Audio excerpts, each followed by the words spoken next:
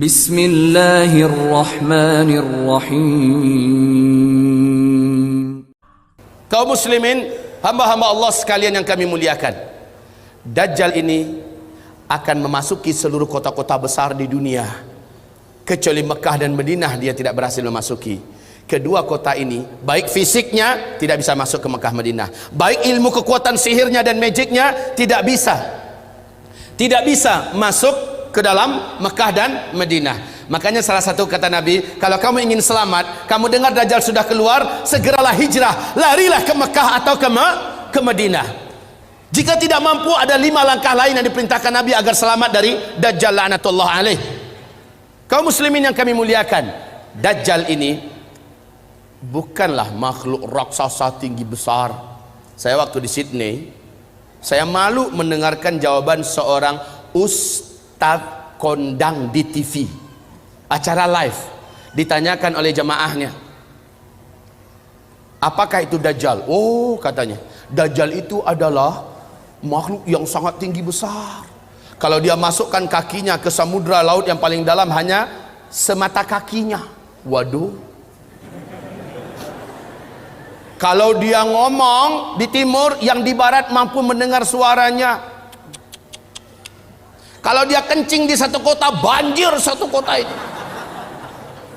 Malu saya mendengar tuh jawaban, ya Allah. Waktu SD saya sudah dengarkan kayak gitu.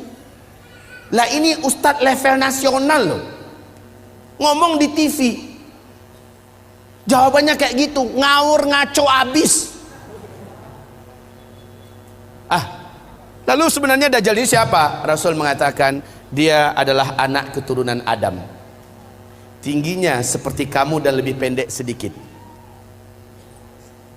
mukanya bulat, kedua bola matanya utuh ada, hanya yang sebelah kanan tertutup oleh lapisan dagingnya yang atas meleleh kemari menutupi, dan bagian tutupan ini lengket ke pipinya, dan ada bergelantungan macam jengger ayam sedikit, kayak dahak orang, maaf ya, kayak orang kumpulkan dahak banyak-banyak lalu disemburkan ke mata orang ini lalu meleleh gitu. Seperti inilah melelehnya daging di atas. Ini akibat dukhan loh, akibat dukhan. Seluruh orang-orang kafir menjadi zombie-zombie berjalan, jelek-jelek semuanya. Baik kaum muslimin, kemudian kata Rasulullah, kedua bola matanya seperti mau keluar lepas dari tempatnya, hanya karena ini sudah ketutup, nampak tonjolan itu jelas. Sementara matanya sebelah kiri sudah hampir lepas dari tempatnya, warnanya hijau kaca, warna kulitnya putih kemerah-merahan, putih pucat kemerah-merahan, bibirnya tebal, rambutnya keribo, di sela-sela rambutnya yang keribo muncul rambut-rambut lurus seperti ijuk, lehernya agak sedikit panjang, lebih panjang daripada kita, sedikit lebih panjang, bahunya mereng, dadanya bidang full daging, sekel. Rasulullah mengatakan bila ia berjalan, kamu akan melihat kedua mata kakinya saling berjauhan dan kedua jempol kakinya saling berdekatan. Udah kebayang? Seperti ini. Oh, tapi kalau ketemu orang kayak gini jangan dibilang Dajjal.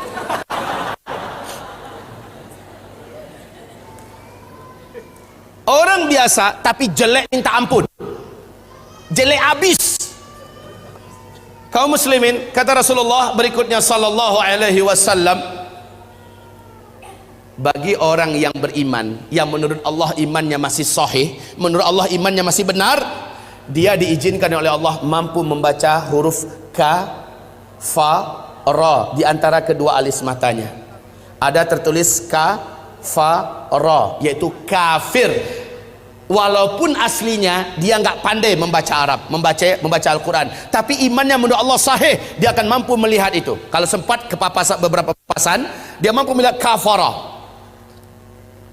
Ibarat Allah yang kami muliakan, Rasulullah sallallahu alaihi wasallam bersabda, semua kemampuan yang jahat di bumi ini ada pada dia. Seluruh jin dan syaitan berkhidmat dan melayaninya, menjadi pengikutnya. Coba bayangkan, dukun mana di bumi ini yang sanggup menaklukkan seluruh jin dan setan? Sementara Dajjal dengan sukarela dan senang hati seluruh jin dan setan berkhidmat kepadanya. Dalam rangka, ya awas ya, di fase keempat ini adalah fase di mana setan jin dan setan manusia bersatu memperbanyak calon penghuni neraka. Di fase keempat ini, makanya ketika Dajjal muncul, ma baina khalqi Adam ila qiyamis sa'ah fitnatun akbar minad Dajjal. Sejak bumi ini Allah ciptakan, sejak Adam Allah ciptakan sampai hari kiamat, tidak ada fitnah yang lebih dahsyat, tidak ada fitnah yang lebih hebat, tidak ada fitnah yang lebih berat melebihi fitnahnya Dajjal. Maka berlindunglah kamu kepada Allah dari fitnah Masih Dajjal. Wallahi, kata Nabi, kalau saya hidup, saya yang akan membela kamu paling di depan. Tapi jika saya sudah tidak ada, setiap kamu harus bela dan jaga dirinya masing-masing. Dajjal memiliki kekuatan sihir yang tidak terbatas. Dajjal memiliki kemampuan dan hipnotis magic yang sangat-sangat berat, sehingga tidak ada yang mampu melawan Dajjal. Tidak ada. Ibarat Allah yang kami muliakan, Nabi perintahkan ketika kamu dengar Dajjal masuk ke kota-kota kamu, langsung sihirnya menyebar, yang menjadikan seluruh manusia yang juga sudah putus asa dengan beratnya beban hidup, dengan sukarela datang untuk menyongsong di mana titik Dajjal berada. Mereka berharap Dajjal bisa membagi-bagikan rezeki. Saat itu kata Rasulullah, wahai kaum lelaki, bawalah istri-istri kalian masuk ke rumah, ikat dia di dalam rumah, tambatkan dia di tiang-tiang rumah kamu. Carilah ibu-ibu kamu, bawa dia ke rumah, ikat kakinya, ikat tangannya, tambatkan dia di tiang-tiang di dalam rumah. Carilah anak-anak gadis kamu, selamatkanlah wanita-wanita kamu, karena sesungguhnya yang paling banyak sujud menyembah Dajjal ketika Dajjal masuk ke kota-kota di bumi ini adalah kaum wanita. Mereka yang paling banyak menyembah Dajjal. Dan kata Rasulullah, siapa yang sempat menyembah Dajjal, maka sampai dia menghembuskan nafas terakhirnya, dia tidak akan pernah lagi beriman kepada Allah, dan dia akan kekal di neraka selama-lamanya. Maka ibu-ibu, pantas kalau Nabi memperingatkan umatnya berulang-ulang, berlindunglah dari Dajjal, berlindunglah dari Dajjal, berlindunglah dari Dajjal. Seluruh dukun satu bumi, seluruh ahli-ahli sihir satu bumi akan sujud menyembah Dajjal. Dengan sihirnya Dajjal menunjuk ke arah langit, maka dalam pandangan mata manusia awan berkumpul berarak dari mana-mana, padahal sudah sekian tahun awan tidak ada di langit. Lalu menurunkan air hujan, padahal hanya Tuhan yang mampu melakukan itu. Dengan telunjuknya Dajjal menunjuk ke arah tanah yang gersang dan tandus, maka tanah itu seperti memperlihatkan rumput-rumput hijau pun muncul, air sungai mengalir. Dengan sihirnya Dajjal, dia menunjuk ke arah kuburan yang ada, maka seluruh yang pernah mati dan ada di kuburan itu bangkit, hidup dalam keadaan utuh, manusia yang utuh seperti masih hidup dulu, dan langsung berjumpa sang ayah dengan anak, anakku, mak dengan anak, anakku, suami dengan istri, istriku, padahal mereka sudah mati. Ternyata terbongkar rahasianya. Rasul mengatakan itu seluruhnya bukanlah orang yang sudah mati, tapi jin-jin dan setan-setan yang menjelma menjadi orang yang dulu pernah hidup, agar menipu orang-orang yang masih hidup ini. Lalu mereka berkata, inilah Tuhan kita yang telah menghidupkan kami kembali. Akhirnya manusia sujud kepadanya. Sungguh sangat dahsyat, Pak. Orang-orang lemah iman, minim amal soleh, dia akan tertipu. Ingat sekali lagi, siapa yang beriman dengan Dajjal, dia tidak akan pernah beriman kepada Allah sampai dia mati. Dia akan menjadi ahli neraka kekal di dalamnya. Sekarang, apakah tanda-tanda Dajjal akan keluar? Ini penting. Sudahkah ada tanda-tanda itu sekarang? Menurut ibu, sudah ada apa belum? Apa? Sebentar, tolong dibaca hadis yang diriwayatkan, yang diceritakan oleh Fatimah binti Qais radhiyallahu anha. Hadis ini diriwayatkan oleh Imam Muslim dalam kitab sahihnya. Hadis ini diceritakan juga perjalanan Tamim Ad-Dari sebagai seorang kapten kapal dengan 20 anak kapalnya. Mereka diombang-ambingkan oleh ombak laut yang sangat tinggi. Hari gelap, angin sangat kencang, hujan lebat turun, petir menyambar-nyambar. Mereka tidak mampu mengendalikan kapalnya, terdamparlah mereka di salah satu pulau laut Yaman. Satu malaman mereka masih stay di atas kapal. Besok ketika matahari terbit, laut sudah tenang, mereka pun turun ke pulau itu. Kemudian mereka masuk ke dalam pulau, berjumpa dengan seekor binatang, yang binatang tersebut tinggi dan besar, berkaki 4, bulunya lebat hitam. Binatang tersebut dapat berbicara dengan bahasa Arab yang fasih, dan dia memperkenalkan dirinya bernama Al-Jassasah, sehingga hadis ini oleh para ulama ahli hadis disebut dengan hadis Jassasah. Binatang ini, ibarat yang kami muliakan, memperkenalkan diri. Apa kata Tamim Ad-Dari? Kami ketakutan, kami sangka ini adalah setan wanita yang berwujud binatang ini. Kami takut mau dicelakakannya, hampir kami lari. Kami dicegat oleh binatang itu. Jangan kalian takut, saya tidak akan mencelakakan kalian. Apakah kalian datang dari Arab? Kami menjawab, iya. Sudah lama saya menanti kedatangan ada yang datang dari Arab. Sesungguhnya seorang lelaki di kuil tua sana sudah sangat lama menanti-nanti kedatangan orang yang datang dari Arab. Dia ingin mendengarkan perkembangan berita terakhir dunia sekarang. Pergilah kalian ke kuil tua itu, jawablah pertanyaan-pertanyaannya. Maka dalam keadaan takut, kata Tamim Ad-Dari, kami lari terbirit-birit meninggalkan binatang ini menuju kuil tua tersebut. Sampai di kuil tua itu, kami terbelalak, mulut menganga melihat pemandangan yang belum pernah kami melihatnya. Seorang lelaki bertubuh gempal, kedua kakinya dirantai dengan rantai yang teramat sangat berat dan besar, rantai besi. Laki-laki ini tergeletak di lantai. Rantai itu bersambung mengikat kedua tangannya. Rantai yang berat, besar, dari besi. Rantai tersebut menyambung mengikat membelenggu lehernya. Lalu dia berkata, kalian tidak usah takut. Apakah kalian datang dari Arab? Kami menjawab, iya. Sudah lama saya menanti kedatangan kalian. Apakah di Arab sudah muncul seorang lelaki yang ummi, mengaku-ngaku menjadi nabi penutup, namanya Ahmad? Kami menjawab, sudah. Ahmad kan salah satu nama Nabi Muhammad SAW. Sudah dekat. Jika begitu, waktunya sudah dekat. Apakah kalian beriman kepadanya? Tamim Ad-Dari menjawab, sebagian kami ada yang beriman kepadanya, sebagian lagi tidak. Sebaiknya kalian beriman, maka selamatlah kalian.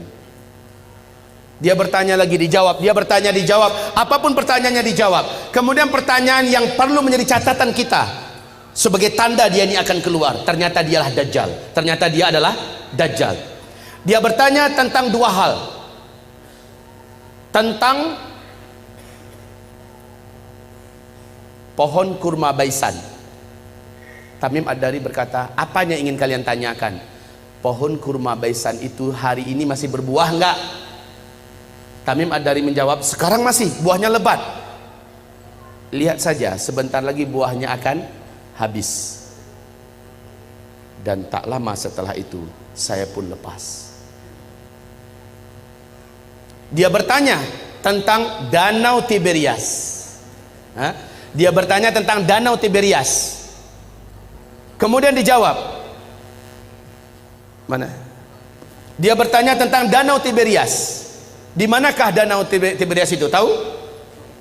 Lihat ini yang ada di lembaran yang ada di bawah.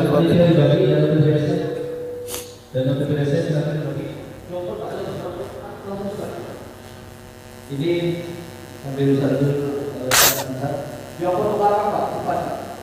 Brosur Danau Tiberias dan kotak itu bisa dikatakan ulang supaya ada lebih orang lebih banyak tahu tentang Danau Tiberias. Yang awal silakan Danau Tiberias. Yang bagian panitia brosur Danau Tiberias. Silakan dibagi cepat.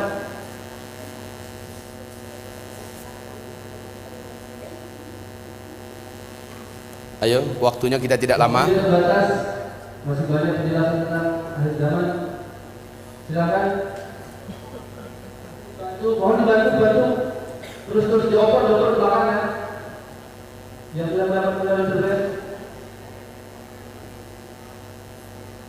Baik, kaum muslimin, perhatikan tentang Danau Tiberias. Jadi ada dua pertanyaan si Dajjal ini, tentang kebun kurma Baisan. Yang kedua tentang Danau Tiberias. Laki-laki ini berkata, apabila buah kurma di kebun kurma Baisan sudah tidak berbuah, awas, saat itu saya sudah saatnya untuk lepas. Ibu tahu nggak, Bu, di mana kebun kurma Baisan itu? Ibu tahu tidak? Bilang cepat enggak.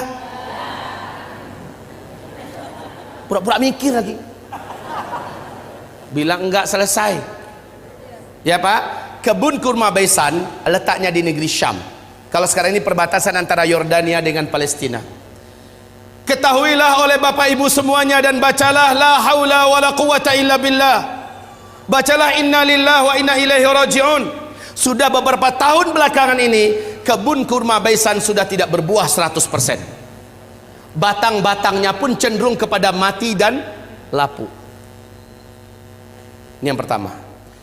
Yang kedua, laki-laki yang terikat ini yang ternyata adalah Dajjal, dia bertanya tentang Danau Tiberias. Lalu Tamim Ad-Dari berkata, apanya yang kau ingin tanyakan? Airnya, masih ada air nggak sekarang? Maka dijawab oleh Tamim, airnya banyak. Dan memang Danau Tiberias ini sejak terbentang bumi tidak pernah airnya susut. Airnya full maksimal. Lalu apa kata laki-laki yang terikat itu? Dajjal ini, nanti kalau airnya sudah menyusut, tinggal sedikit, saatnya saya akan mengelilingi seluruh dunia, saya akan masuk seluruh kota-kota, saya akan kuasai manusia. Untuk Bapak Ibu ketahui seluruhnya, sejak tahun 2003 terjadi penyusutan. Lalu 2004 pemerintah Israel secara resmi membuat garis merah. Ternyata, perhatikan ini, perhatikan. Ini apa? Bagus, jawabannya jujur. Ini garis. Kalau dia bilang ini danau, terlalu. Ini adalah garis dari permukaan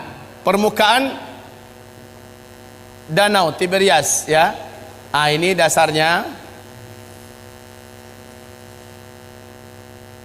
Kaum muslimin, sejak 2003 sampai 2013, sejak 2003 sampai 2013, danau ini telah mengalami penyusutan yang sangat signifikan. Padahal kedalaman danau ini hanya 45 meter saja.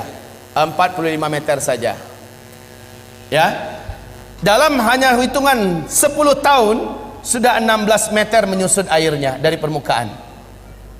16 meter dari kedalaman 45 meter, maknanya sudah lebih 30%. Coba buka YouTube. Buka YouTube, ada di situ acara televisi resmi pemerintahan Israel menyebutkan kepanikan dan ketakutan mereka yang tidak bisa disembunyikan. Sebab apa? Ini danau, airnya sumber air satu-satunya bangsa Yahudi di Israel. Mereka nggak punya sungai, mereka nggak punya mata air yang lain, cuma ini. Di sini untuk air minum, air cocok tanam, air mandi, segala-galanya dari sini sumbernya. Dan sekarang air itu menyusut. Kaum muslimin yang kami muliakan, 16 meter sudah seperti ini posisinya.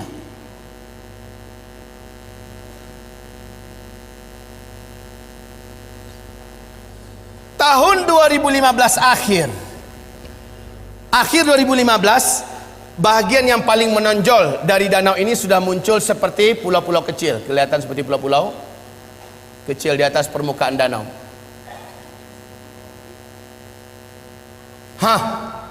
Kondisinya sekarang semakin menyusut. Awas, inilah yang menjadikan Syekh Abdullah bin Abdul Aziz bin Baz, mufti dan ulama besar Arab Saudi, sampai menangis ketika diberitakan kabar tentang perkembangan Danau Tiberias. Lalu apa kata beliau? Hadza zamanu khurujid dajjal. Inilah dia zaman kita, zaman saya, zaman tuan-tuan dan puan-puan semua, zaman bapak ibu dan zaman anak-anak kita masih hidup. Makhluk terlaknat ini akan keluar, Dajjal. La haula wala quwata illa billahil aliyil azim. Penyusutan air ini sangat signifikan. Kecemasan dan ketakutan tidak dapat disembunyikan. Lihat gambarnya. Lihat ini, dulu airnya masih tinggi. Gambar ini diambil dan kita cetak tahun 2013 ya. Tahun 2013 yang ini. Kondisi sekarang udah beda lagi. Baik kaum muslimin, yang belum kebagian tolong dibagi. Kalau enggak nanti minta ambil di luar. Ini kami benarkan untuk dicetak banyak. Silakan cetak banyak-banyak agar umat tahu. Ini dilihat dan hadisnya sangat jelas, fakta yang tidak dapat disembunyikan, nggak bisa ditutup-tutupi tentang keluar saat dekatnya keluarnya Dajjal. Bapak Ibu, nanti itu ada kotak yang berjalan dari Yamimah, jadikan sajalah sebagai infak Bapak buat memperbanyak ini kembali dan juga membantu operasional dakwahnya Yamimah. Baik kaum muslimin yang kami muliakan, kita lanjutkan. Lihat kondisi-kondisi yang ada di situ. Ini tahun 2013, 2015 sudah semakin menyusut. Sudah semakin susut airnya. Sekarang negara-negara besar dunia sudah membuat simbol-simbol penyambutan kedatangan Dajjal. Seluruh negara-negara besar di dunia termasuk Arab Saudi. Lihat, Arab Saudi di Madinah, luar kota Madinah, sudah membangun istana kerajaan di satu bukit di luar kota Madinah. Ada yang tahu? Ada yang pergi umrah, pergi haji? Lihat di sana. Dan kata Rasulullah, Dajjal nanti akan naik ketika dia tidak berhasil masuk Mekah, nggak berhasil masuk Madinah, dia naik ke atas salah satu bukit yang disebut dengan Bukit Khabisha atau Bukit Ba'guk, Bukit Garam. Para ulama sekarang dan orang-orang kota Madinah menyebutnya dengan Bukit Dajjal. Ternyata ketika Dajjal naik ke atas, dia menunjuk ke arah Masjid Nabawi. Dia berkata, itu adalah istana putihnya si Ahmad. Itu adalah istana putihnya si Ahmad. Ini hadis Rasulullah. Dajjal naik ke atas bukit itu dan menunjuk ke Masjid Nabawi dan berkata, itulah istana putihnya si Ahmad. Dalam keadaan geram, dia hantarkan kakinya 3 kali di atas bukit itu. Maka satu kota Madinah gempa. Akhirnya seluruh orang munafik keluar, orang-orang musyrik keluar dari Madinah dan bergabung dengan Dajjal. Itulah hari bersihnya Madinah dari kaum munafikin dan musyrikin. Kaum muslimin, istana putihnya Muhammad. Ketika Nabi melafazkan hadis itu, Masjid Nabawi macam apa bentuknya?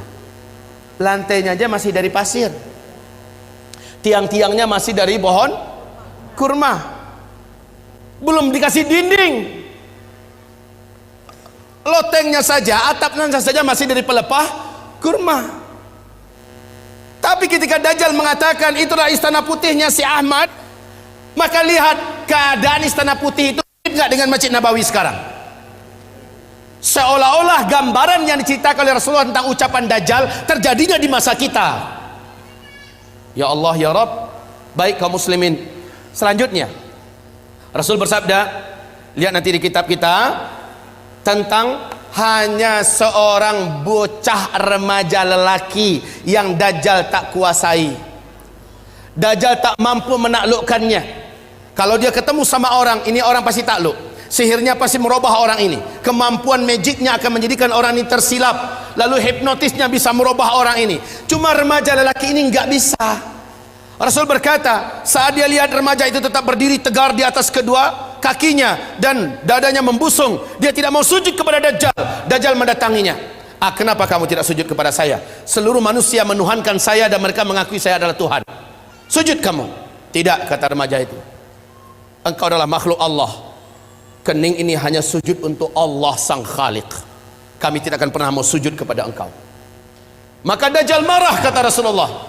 Dia jambak rambut remaja ini, kemudian tangan kanannya memegang gergaji, dibelah duanya kepala ini. Dalam keadaan hidup-hidup dibelah duanya. Seremaja sakarat, terbelahlah kepalanya, meninggal dunia dalam keadaan bertauhid. Terbelah sampai ke lehernya dan ke dadanya, dia pun terjatuh, darah bersimbah di lantai. Dia menjadi mayat. Dajjal mengelilingi 1 kali putaran sambil membaca mantra-mantra khusus.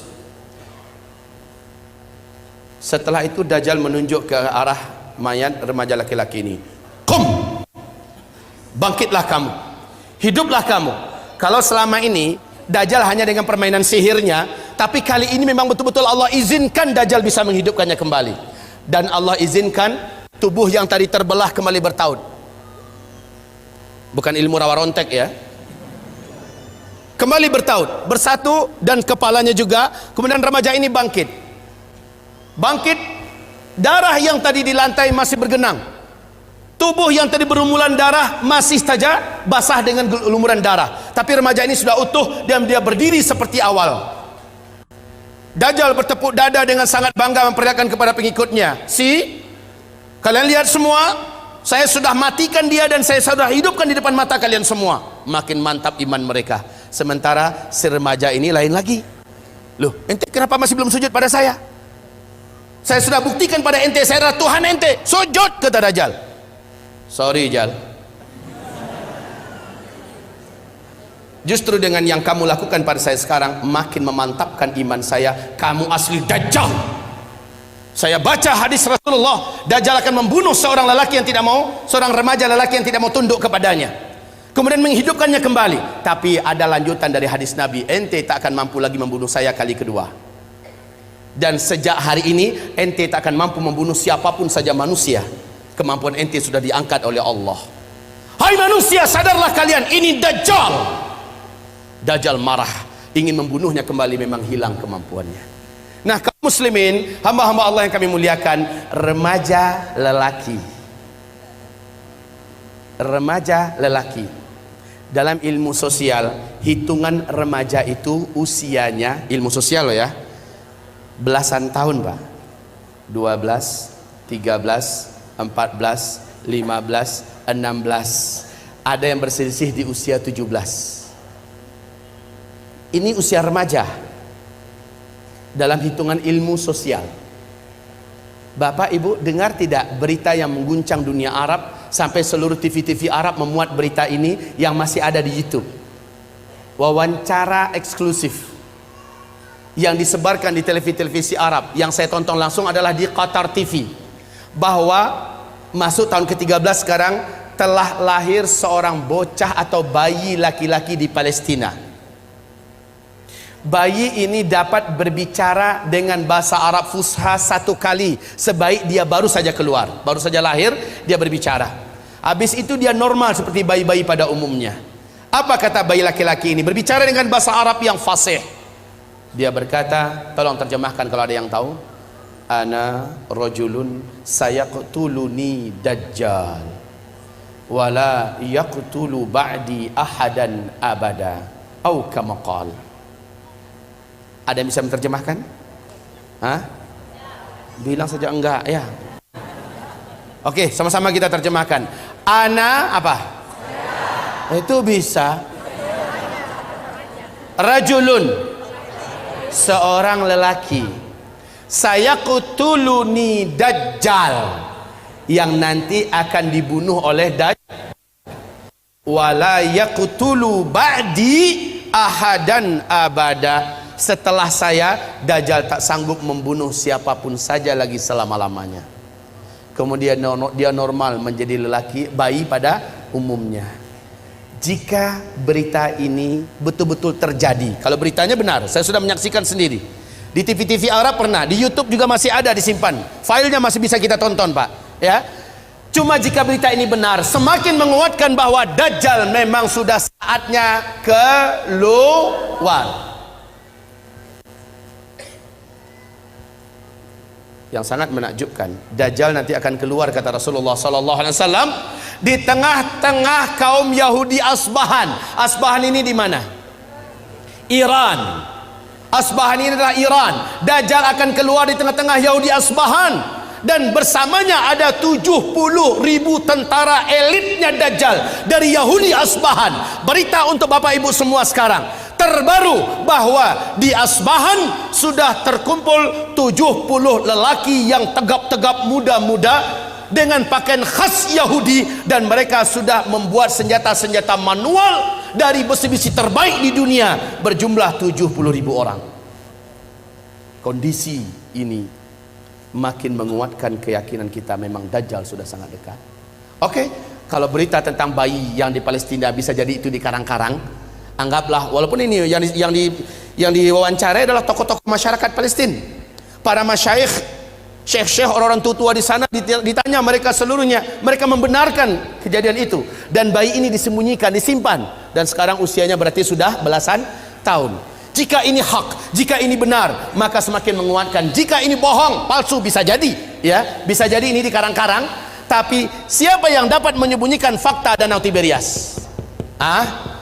Siapa yang dapat menyembunyikan dan menutup-nutupi fakta mengeringnya Danau Tiberias di Israel hari ini? Siapa yang dapat menyembunyikan fakta berhentinya berbuah kebun kurma Baisan yang selama ini tidak pernah berhenti berbuah? Hari ini sudah. Subhanallah. Kaum muslimin, sangat dekat Dajjal ini akan keluar. Dajjal berapa lama? Enggak lama. Kata Rasulullah hanya 40 hari. Setelah dia lepas, dia hanya berumur 40 hari. Satu harinya yang pertama kamu hitung 1 tahun. Satu hari kedua kamu hitung 1 bulan. Satu hari ketiga kamu hitung 1 minggu. Hari-hari yang tersisa yaitu 37 sama dengan hari-hari kamu biasa. Maka kalau di total setahun 2 bulan 2 minggu saja Dajjal pun habis. Siapa yang menghabisinya? Inilah tanda besar kiamat yang ketiga. Jadi sangat dekat ya. Dajjal itu hanya sebentar.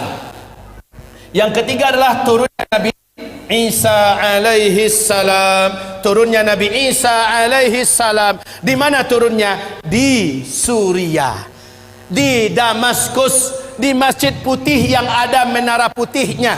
Dan menurut Syekh Al-Hafiz Ibnu Katsir, dianya adalah di Masjid Jami' Amawi, masjid peninggalan dinasti Bani Amawiyah yang ada menara putihnya, dan itu di Damaskus. Masjid itu sampai hari ini masih utuh, menaranya masih oke. Allahu Akbar.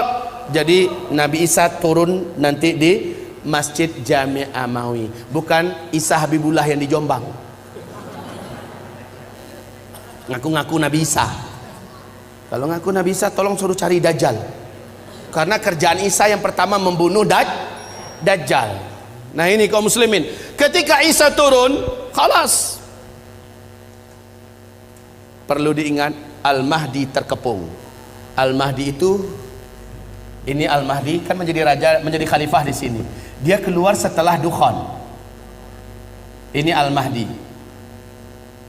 Dari sini Al-Mahdi menyatukan dan memimpin seluruh umat Islam sedunia menghadapi hari-hari berat sampai dia ditolong dan dikuatkan oleh Isa alaihissalam. Lalu setelah melewati fase tanda besar kiamat yang keempat, masuklah masa-masa aman. Al-Mahdi menjadi khalifah di sini.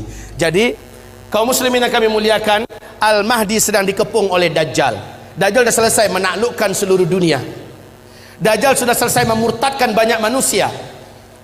Dajjal ibadah Allah yang kami mengepung Al-Mahdi. Al-Mahdi sudah berhari-hari dengan orang-orang beriman terkepung. Dajjal dengan bala tentaranya di luar dah siap untuk mencincang Al-Mahdi dan orang-orang beriman yang ada bersama Al-Mahdi. Isa turun di waktu subuh. Saat itu kumandang azan dan udah qamat. Al-Mahdi maju ke depan. Tiba-tiba seluruh mata tertatap ke arah langit. Satu titik cahaya yang indah turun. 2 malaikat dengan bersayap sedang turun di tengah-tengahnya Nabi Isa, dan Nabi Isa meletakkan kedua telapak tangannya di atas bahu masing-masing. Turun dengan indahnya. Rambut Isa sebahu panjangnya, seperti orang baru mandi basah. Menetes-netes kelihatan. Wajahnya sangat rupawan dan sangat membuat orang jatuh cinta. Isa sangat indah. Turun. Ketika Isa turun, 2 malaikat kembali naik. Al-Mahdi langsung mundur mempersilahkan Nabi Isa untuk menjadi imam sholat subuh. Isa menolak. Tidak, iqamat tadi untuk engkau, sekarang adalah masanya engkau memimpin, saya hanya pendamping engkau. Majulah, imamlah. Al-Mahdi pun menjadi imam. Selepas sholat subuh, mereka berzikir. Saat matahari terbit, gerbang masjid dihancurkan oleh Dajjal. Dajjal dengan penuh sombong dan angkuh dengan bala tentaranya yang elit sudah siap untuk menghabisi orang beriman yang ada di dalam. Tapi sayang, yang paling ditakutkan oleh Dajjal sudah turun. Nabi Isa berdiri, langsung berhadap-hadapan 2 tokoh legendaris akhir zaman ini. Isa melihat Dajjal, Dajjal melihat kepada Isa, melulung Dajjal di tempat. Melulung kesakitan seperti orang sakaratul maut. Sebab apa? Ada kekuatan yang diberikan oleh Allah kepada Isa yang menyebabkan Dajjal tidak mampu bertahan. Dajjal meleleh, kata Rasulullah, seperti melelehnya garam yang dimasukkan ke dalam air yang panas. Wallahi, kata Rasulullah, kalau Dajjal bertahan di tempat berdirinya, pasti dia sudah akan menjadi cairan di lantai. Tapi Dajjal langsung lari dengan kekuatan yang dimilikinya, langsung menghilang. Tapi qadarullah, Isa Allah berikan kemampuan di atas Dajjal. Di mana saja Dajjal lari, kemana saja Isa udah nunggu di situ. Hah? Mau kemana boy? Lari kemana saja udah ditunggu oleh Nabi Isa. Terakhir di pintu Lud, Dajjal dibunuh oleh Isa. Pintu Lud ini di Palestina, ya, di Palestina. Saat Dajjal muncul di pintu Lud di Palestina, saat itulah Isa menghunjamkan tombak yang ada di tangannya. Jeritan kematian Dajjal terdengar di santero bumi. Setelah itu darah Dajjal dinampakkan kepada Al-Mahdi dan orang beriman serta orang Yahudi melihat Isa mengangkat tombak itu tinggi-tinggi. Dajjal sudah mampus. Orang beriman bertakbir, Allahu Akbar, Allahu Akbar. Orang Yahudi yang ada lepaskan senjata-senjata mereka. Seluruhnya udah senjata manual ya. Ingat saat kejadian Dukhon sampai ke sini sudah manusia udah nggak ada teknologi. Orang udah kembali kepada zaman manual. Baik kaum muslimin yang kami muliakan, akhirnya Yahudi lari kemana-mana, sembunyi menyelamatkan nyawa di mana-mana. Alam ketika itu sudah Allah izinkan berbicara. Lobang tempat Yahudi bersembunyi berbicara, hai muslim, sini ada Yahudi sembunyi di dalam lobang saya nih, sini tangkap dia, uktulhu, bunuh dia. Kalau kata orang Curug Bengkulu, konoh. Kalau kata orang Minang, dabiahnya, habisin. Sembunyi di balik tembok, tembok bicara, beritahu di mana orang Yahudi. Sembunyi di balik pohon, pohon bicara, ya muslim ta'al hadza yahudiyun warai ta'ala faqtulhu, bunuh dia. Illal gharqad, kecuali pohon gharqad, fa innaha syajarul yahud, sesungguhnya gharqad adalah pohonnya Yahudi. Hanya pohon gharqad yang diam. Ternyata lebih 12 tahun yang lalu, hampir masuk tahun ke-13 sekarang, Rabi Yahudi telah mewajibkan Perdana Menteri yang menjabat Perdana Menteri di Israel wajib menanam pohon gharqad. 2 juta batang pohon star dimulai ditanam di Israel. Hari ini pohon-pohon gharqad sudah setinggi 16 meter, 14 meter. Masya Allah, udah siap untuk melindungi orang ya Yahudi. Lah masalahnya hadisnya kan udah bocor duluan. Orang beriman kan dah tahu kemana Yahudi sembunyi terakhir, ya kan? Mereka tinggal bawa senjata ke kebun pohon gharqad. Lihat, ada kutu satu sembunyi. Ceklekek, mati. Kemana-mana sembunyi Yahudi, pap, pap, habis Yahudi, habis. Isa langsung mengumumkan salib adalah batil. Maka orang-orang Nasrani berbondong-bondong masuk Islam. Terjadilah tanda besar kiamat yang keempat. Langsung lepasnya bangsa paling kejam, paling buas, paling brutal, paling jahat tak terkalahkan, dan jumlah mereka menyelimuti seluruh permukaan bumi, Ya'juj dan Ma'juj. Jumlah mereka kata Rasulullah dalam 1000 manusia. Apa? Aduh, mau lepas jantung saya. 10 menit lagi. Sambung 4 yang kedua atau waktu kapan? Ini waktunya 30 menit lagi. Ini memang benar Bapak Ibu. Ini baru setengah sesi baru setengah, ya. Nggak terasa udah hampir 2 jam kan? Tapi kalau ada punya helikopter boleh antar ke tempat. Baik Bapak Ibu yang kami muliakan, kita lanjutkan. Kita nikmati yang 10 menit ini. Gimana Pak? Tinggal waktunya 10 menit, mungkin sambil tanya jawab. Langsung saja atau proses? Enggak usah. Iya. Bu, jangan marah ke saya, Bu. Di Bandung ini pesawat satu-satunya hanya jam 12:55 ke Padang. Ya. Masih lama. Iya. Pas jam 12 saja lah saya pulang ya. Ya. Habis itu kata Ustaz Rijal, pakai helikopter antarin saya pulang. Baik. Kita teruskan. Baik hamba-hamba Allah, ini menandakan akan ada pertemuan kedua. Ini menandakan akan ada pertemuan kedua, insyaallah. Mari kita lanjutkan. Sebentar kita nikmati yang 10 menit nih. Ayo fokus, kembali fokus. Baik. Kaum muslimin yang kami muliakan, Ya'juj dan Ma'juj ini jumlahnya kata Rasulullah, seluruh daratan gurun Sahara dan tanah yang seluas-luasnya di Jazirah Arab, di negeri Syam, Khurasan, ya, seluruhnya akan tertutupi oleh banyaknya jumlah Ya'juj dan Ma'juj. Ya'juj Ma'juj ini adalah anak cucu Adam juga, manusia, tetapi yang ditaklukkan oleh Iskandar atau disebut dengan Dzulqarnain, Iskandar yang agung. Kaum muslimin, setiap 1000 manusia jumlah mereka 999 orang. Satunya adalah kamu. Saking banyaknya sehingga Allah mengatakan, hai Isa, hari ini tidak ada yang mampu mengalahkan Ya'juj dan Ma'juj. Bawalah hamba-hambaku bersamamu, bawalah mereka lari ke atas gunung Tursina. Saat orang-orang beriman bersama Nabi Isa Al-Mahdi sampai di atas gunung Tursina, apa yang terjadi berikutnya? La haula wala quwata illa billah. Allah gaibkan mereka dari jangkauan Ya'juj dan Ma'juj, sebagaimana selama ini Ya'juj dan Ma'juj digaibkan oleh Allah sehingga tidak mampu menembus kehidupan sebelum waktunya. Kaum muslimin yang kami muliakan, singkatnya Allah yang hancurkan Ya'juj dan Ma'juj. Sehabis itu baru manusia masuk masa-masa aman. Cuma masa ini tidak lama kata Rasulullah. Masa ini hanya berlangsung dari 7 tahun. Ini adalah masa Al-Mahdi memimpin. 8 atau tahun ke-9-nya Al-Qahtani, berarti maksimal hanya 9 tahun saja masa-masa aman ini. Khilafah tegak itu nggak lama, nggak pakai ribuan tahun lagi, nggak pakai ratusan tahun, tapi hanya paling lama 9 tahun. Di sini jumlah laki-laki 1 berbanding 50 wanita. Kemana perginya kaum laki-laki? Di sini banyak Allah cabut nyawa lelaki di muka bumi ini. Saat fase kelima yang nggak lama lagi ini, insya Allah jumlah laki 1 berbanding 50. Jangan macam-macam pikirannya, Pak. Poligami.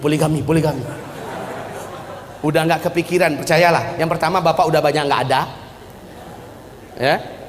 Yang kedua, saat itu kalaupun masih hidup, insya Allah pikiran bapak full memikirkan amal soleh dan ibadah yang kuat sekuat-kuatnya kepada Allah Subhanahu wa Ta'ala. Ibarat Allah yang kami muliakan, ini dah 10 tanda besar kiamat. Oh ya, yang ke-7 belum ya? Ini Ya'juj dan Ma'juj. Ya'juj dan Ma'juj. Saya singkatkan, di sini tanda besar kiamat yang kelima, yaitu matahari terbit dari sebelah barat. Kemudian yang keenam, keluarnya binatang raksasa dari dalam perut bumi yang Allah ceritakan dalam Al-Quran. Binatang ini Allah sebut dengan sebutan Dabbatul Ardi. Berkaki banyak, bertangan banyak, dapat berbicara dengan manusia, membawa cincin Nabi Sulaiman, tongkat Nabi Musa.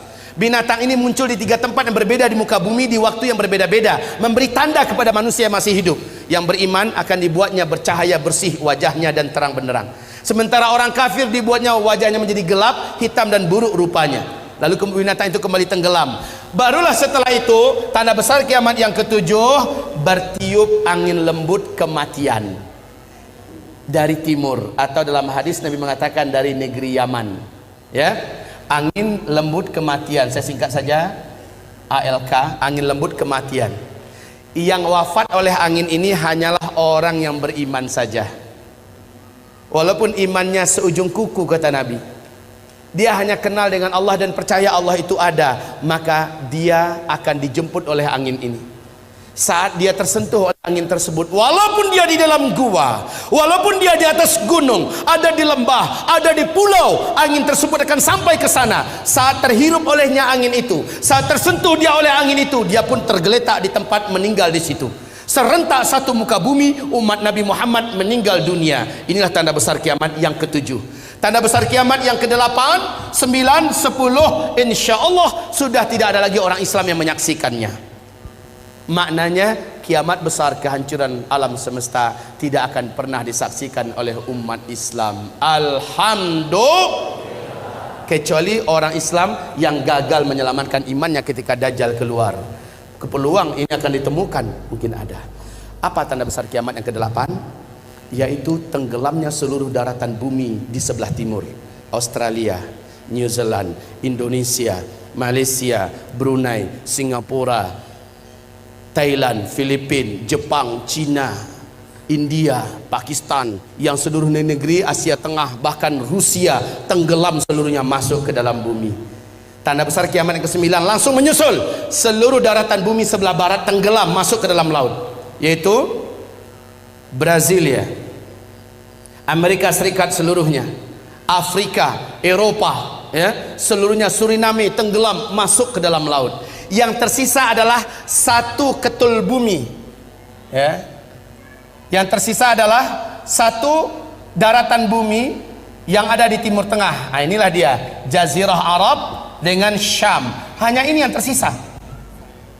Jazirah Arab ini adalah Yaman. Ini adalah Yaman, daratan paling bawahnya. Kata Rasulullah, tanda besar kiamat yang ke-10 adalah dari daratan negeri Yaman, dari dalam perut buminya muncul api yang teramat sangat besar dan kuat, panas setinggi-tinggi gunung, dan paling rendah itu setinggi bukit. Api ini muncul yang menyebabkan orang-orang yang masih hidup di daerah ini kepanasan, dan seolah api ini akan mengejar mereka. Mereka lari sekencang-kencangnya menuju ke Syam. Saat seluruh manusia sudah bersatu dan berkumpul seluruhnya di negeri Syam, barulah malaikat Israfil meniup sangkakala yang pertama. Kiamat besar dimulai. Untuk pemberitahuan kepada Bapak Ibu, buka YouTube, lihat di Yaman hari ini sudah ada satu fenomena alam yang menakjubkan dan menakutkan. Sudah ada satu kawasan area yang panas seperti di Sidori, seperti lumpur Sidoarjo.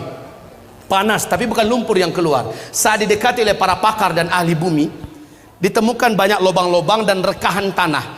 Dilihat dari dekat, ternyata di dalam lubang itu ditemukan gelombang tekanan api yang lahap melahap antar sesuatu dengan yang lain. Sudah mulai Allah lakukan start pemanasan. Isyarat bagi manusia udah dekat loh. Tanda ke-10 kiamat, tanda besar kiamat yang ke-10, sudah Allah nampakkan isyaratnya sekarang. Memang belum keluar apinya, tetapi sudah ditemukan sumber energi api itu, yang sampai hari ini belum dapat diputuskan berapa kekuatan daripada energi api yang ada dalam perut bumi di negeri Yaman, yang hari ini sudah mulai ditemukan. Kaum muslimin, sudah sangat dekat. Apabila ini saya sampaikan, karena waktunya sudah habis, apabila ini saya sampaikan, masih ada setengah lagi ya, masih ada setengah lagi. Dan ini yang terpenting, ini sengaja saya kosongkan, padahal disinilah uraian yang paling strategis. Inilah yang paling inti. Saya berharap jika umur kita tidak panjang, ini ada kaset di luar, bisa dilihat. Kemudian jika tidak ada, di YouTube, tulis saja nama saya Zulkifli Muhammad Ali. Tapi ya, sengatan dan energi yang mengalir ketika mendengar langsung macam ini beda dengan nonton YouTube. Setidaknya saya bersyukur pada Allah, sudah banyak yang Allah turunkan hidayah ke hatinya selepas mendengarkan ini. Sudah banyak yang mengalami perubahan, baik remaja, lelaki, wanita, tua, muda, banyak yang telah diberi oleh Allah hidayah. Kaum muslimin, saya menyampaikan ini bukan untuk membuat semangat hidup Bapak Ibu jadi kendor, pulang-pulang udah kayak gini bahunya.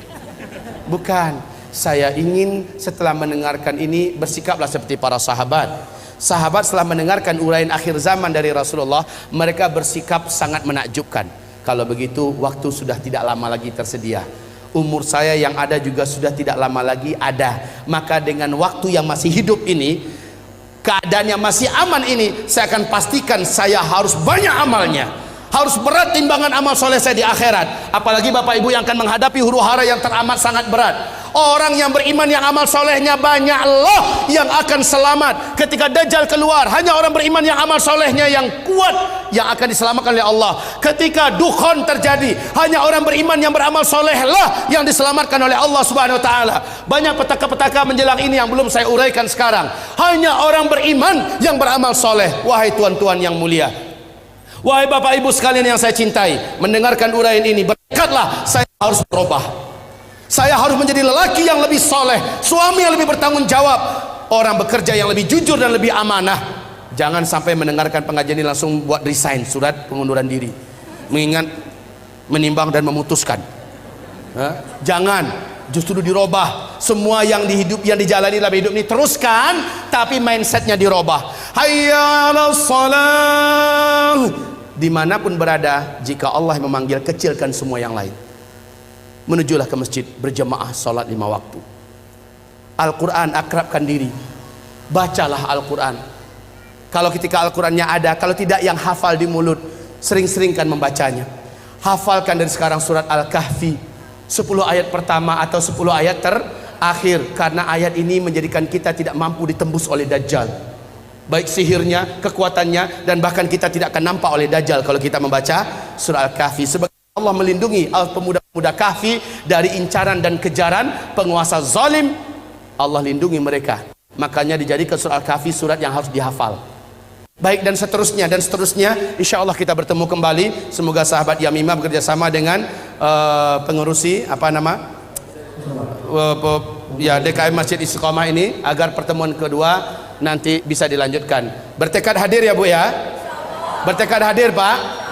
Apapun kegiatannya pastikan saya harus datang kembali, karena sesi kedua adalah ini yang paling menentukan. Inilah uraian sejati. Kalau tadi adalah pengantar, tetapi itu pun sudah bisa menggigit Bapak Ibu. Baik, demikian saja, mohon maaf, saya minta maaf tidak bisa berumah tamah dengan Bapak Ibu saat sekarang ini. Ke depan jangan lagi jadwalnya di mana saya akan pulang hari itu ya. Baik, insya Allah saya siap, bawahnya ke depan itu besok 2 hari 3 hari baru saya pulang, jadi bisa berlama-lama kita.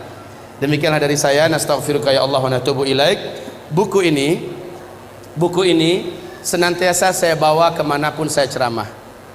Zikir akhir zaman, di dalamnya memuat dalil-dalil tentang kejadian-kejadian ini, baik dari ayat, dari hadis-hadis Nabi, dan yang paling penting dari kitab Zikir Akhir Zaman. Di dalam kitab ini memuat semua perlindungan-perlindungan yang diperintahkan Nabi. Ketika terjadi dukhon, kamu amalkan ini dan segera baca ini. Ketika keluar Dajjal, kan tadi ada 6 cara selamat dari Dajjal, ada di kitab kita Zikir Akhir Zaman. Sementara ensiklopedi akhir zaman khusus kitab ilmiah terlengkap, tetapi di dalamnya tidak ada tentang amalan-amalan perlindungan akhir zaman. Beda dengan di kitab Zikir Akhir Zaman. Sebagai rekomendasi saya buat umat, karena banyak Ustadz, bagaimana cara mendapatkan kitab ini, bagaimana cara mendapatkan, banyak pertanyaan begitu. Nah, mumpung ada, tolong didapatkan dan dibaca. Pertemuan berikutnya jadi enak insyaallah ta'ala.